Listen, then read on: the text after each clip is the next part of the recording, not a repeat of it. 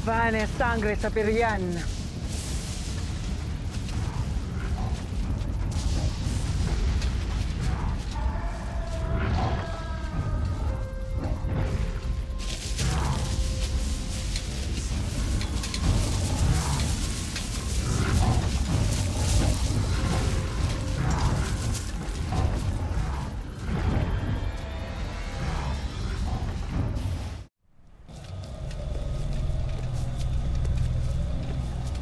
Tignan mo, Akil.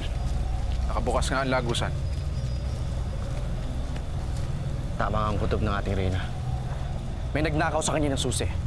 Kaibigan kaya siya o kaaway na may tangkang masama sa mundo ng mga tao kung saan naroroon sina Rakim at Sangre Amihan. Ang mas mabuti pa, Pinunong Imaw, na magtungo kami agad ni Muro sa kinaroroonan ni Rakim upang malaman namin ang kanilang kalagayan.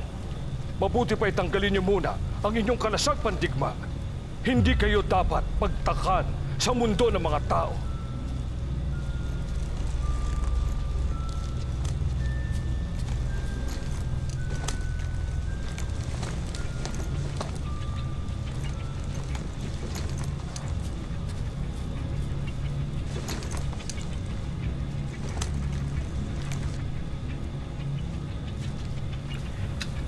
Pinunong Imaw. Muros, tayo na. Mag-iingat kayo!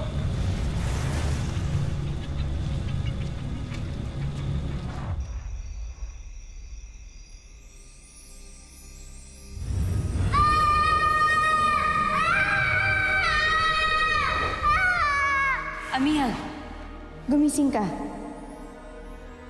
Kilala ba kita? Gisingin mo ang iyong ama, sapagkat may panganib na paparating. Darating na ang mga hator.